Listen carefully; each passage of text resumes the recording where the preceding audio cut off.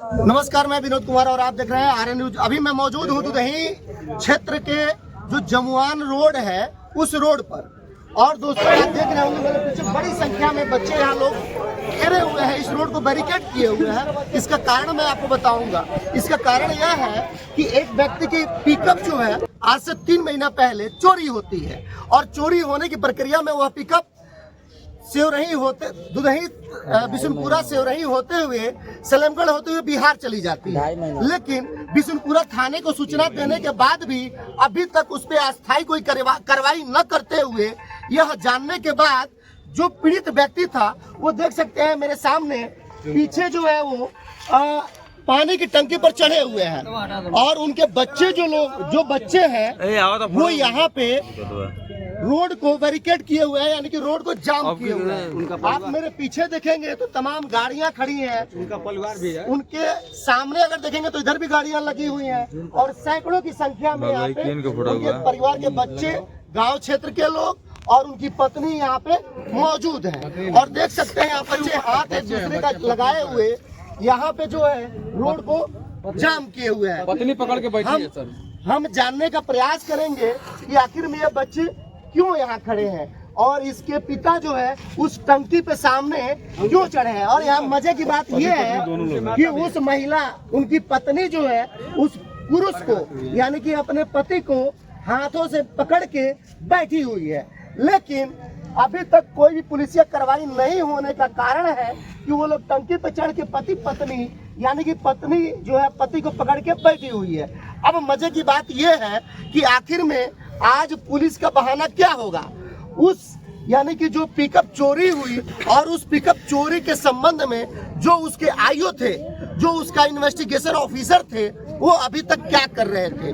क्या उनको घूस नहीं मिला या फिर वो लापरवाही बरत रहे हैं या फिर वो खोजना ही नहीं चाहते हैं? इसमें तमाम क्वेश्चन और प्रश्न चिन्ह बनता है दोस्तों।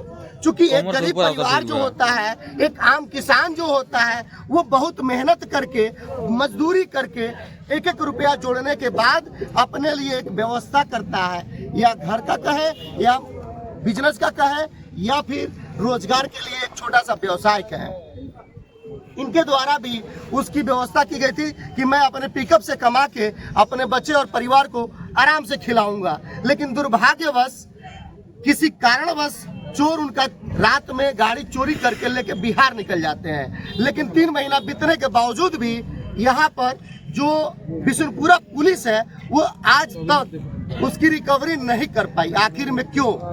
क्या पुलिसिया जो पकड़ है वो कमजोर हो गया है, या फिर यूं कहें कि पुलिस का विवेक काम करना बंद कर दिया है, या फिर यूं कहें कि एसपी साहब के पास और डीआईजी साहब के पास जाने के बाद पुलिस कार्रवाई करेगी? चूंकि ये जो कुशीनगर क्षेत्र नहीं, पूरे इंडिया में जहां जहां कम एजुकेटेड लोग हैं वहां ये समस्या अधिक रूप में पाई जाती है। चूंकि लोग अपने काम को कराने के लिए पैसा भी देते हैं, खाने का चक्कर भी लगाते हैं और उनकी बात भी नहीं सुनी जाती है। ये अक्सर जानकारी देखने को मिल जाती है। तो इसी के संबंध में अभी हम उनके बच्चों से जानने का प्रयास करेंगे कि आखिर में ये बच्चे यहाँ हाथ पकड़ के एक दूसरे का यहाँ खड़े क्यों हैं। क्या नाम है बेटा आपका? आपके पापा क्या नाम है? क्या वजह से चढ़े हैं आपके पापा? शाम को घर पे थे, सुबह में देखे थे तो घर पे। अच्छा, तो कहाँ गए थे पापा आपके? डेली जाते हैं थाने पे। अच्छा। हम लोग को लगा सुबह में थाने पे गए और देखे तो नहीं थे, थाने पे नहीं गए थे। तो बाद में सुने तो देखे। क्या वजह टंकी पे चढ़े हैं?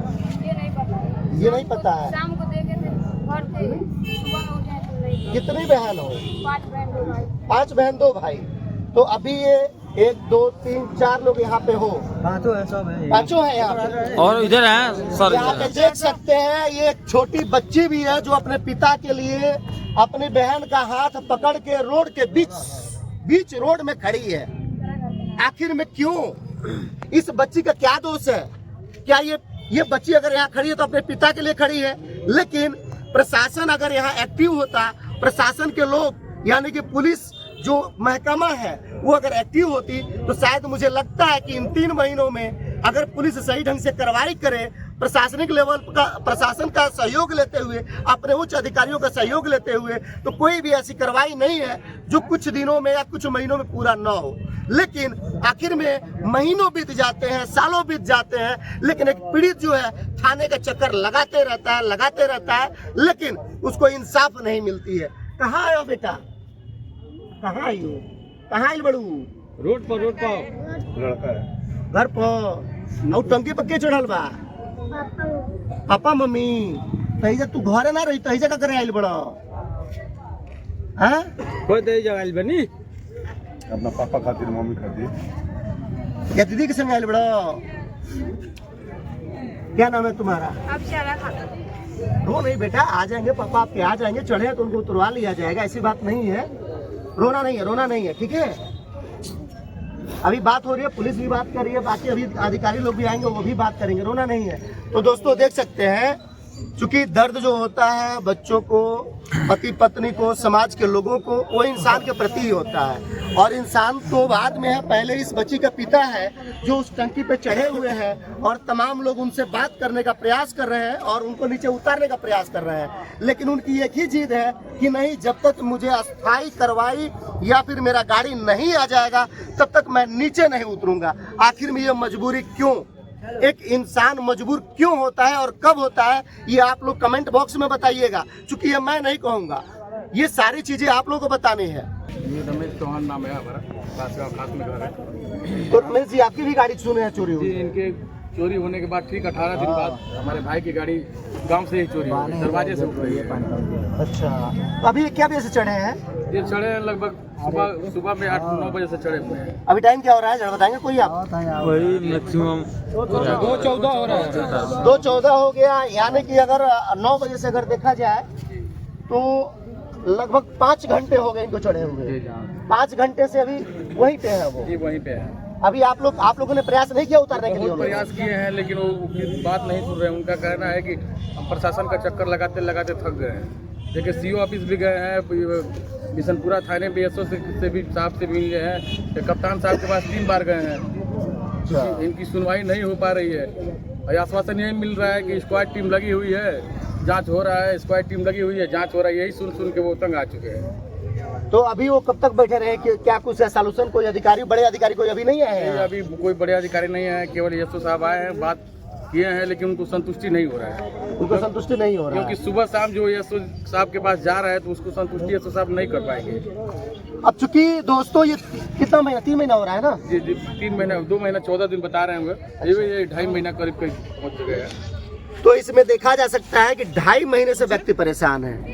पुलिस का चक्कर लगा रहा है, एसपी महोदय का चक्कर लगा रहा है, सीओ महोदय का चक्कर लगा रहा है, और सबसे बड़ी बात है कि वो नई गाड़ी है और उस गाड़ी का ईएमआई जा रहा है। क्यों? जी, उसका EMI जा रहा है। ईएमआई कितना होगा उसका? यही 15-16 हजार रुपये तक, 17 हजार रुपये तक आता है महीने का। 18,000 EMI आ रहा है उसका, जो कि हर महीने वो अरेंज कर रहे हैं। गाड़ी चोरी हो गई है, लेकिन 2 महीने से EMI भर रहे हैं। 2 महीने से ईएमआई भर रहा है। ये तीसरा महीना। दोस्तों सोचने वाली बात ये है कि एक व्यक्ति जिसकी गाड़ी 2.5 महीना से लगभग चोरी हुआ है और लगभग इस महीने जो है वो तीसरा किस्त यानी कि तीसरा ईएमआई भरेगा, आखिर में कहाँ से? या तो खेत बेचेगा या उसकी जमा पूंजी होगी उसमें से जाएगा। खेत भी नहीं है। खेत भी नहीं है, तो किस्त कहाँ से भर रहे हैं पापा तुम्हारे? कमा के? ऐसे ही गाला की। अच्छा, गाला खरीदते हैं फुटकर से? अरे वही उनका कमाई का जरिया है। तो इसमें देख सकते हैं तमाम, आप लोग क्या कहना चाहेंगे? पुलिस के लापरवाही। क्या कहना चाहेंगे? इनके गाड़ी के 17 दिन बाद 17 दिसंबर को मेरा गाड़ी खुद चोरी हो गया। अच्छा, मैं क्या कहूँ, मैं इनके साथ में भी चक्कर लगा के थक गया हूँ। तो दोस्तों देखा जा सकता है इनका जो है गाड़ी 57 थी। दुर्गेश चौहान UP 57T 8023 ये गाड़ी नंबर है, ये नहीं दिखाइए, ये गाड़ी नंबर है। और आपकी गाड़ी कब चोरी हुई थी? इनका गाड़ी हुआ है 30 नवंबर को चोरी हुआ, मेरा गाड़ी 17 दिसंबर को चोरी। नेट 17/12/2025 को इनका FIR का कॉपी मिला हुआ है। जी जी। और इसमें इनको FIR कॉपी मिल गई है, लेकिन अब एक ही क्षेत्र में दोस्तों ये देख सकते हैं फाइल, एक ही क्षेत्र की 2 गाड़ियां चोरी होती हैं और एक व्यक्ति टंकी पे है और दूसरा व्यक्ति फाइल लेकर के रोड पे खड़ा है।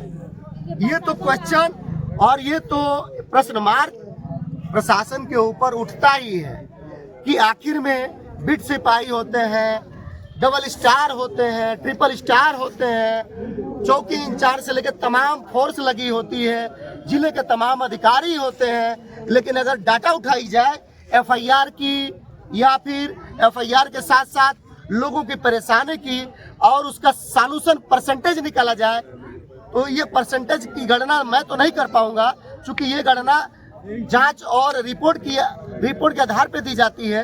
तो आप लोग उसको एक आधार बना के समझ सकते हैं। क्योंकि अब जो केस यहाँ पे 2 से 2.5 महीने में 2 केस बना और दोनों में से कोई भी केस का सॉल्यूशन अभी तक नहीं हुआ, क्या कहना चाहेंगे? इसमें प्रशासन की लापरवाही है। जाने पे यही बोलते हैं कि बस ढूंढ रहे हैं, गाय भैंस ढूंढ ले रहे हैं लोग। ये इतना बड़ा गाड़ी नहीं ढूंढ पा रहे हैं लोग। अच्छा, गाय भैंस मिल जा रही है? जी जी, लेकिन गाड़ी नहीं मिल पा रही है। गाड़ी नहीं मिल पा रही। आपका गाड़ी कहाँ है कुछ भी नहीं पता है? कुछ नहीं पता है। गाड़ी का चाबी भी हम प्रशासन के हाथ में जमा कर दिए हैं।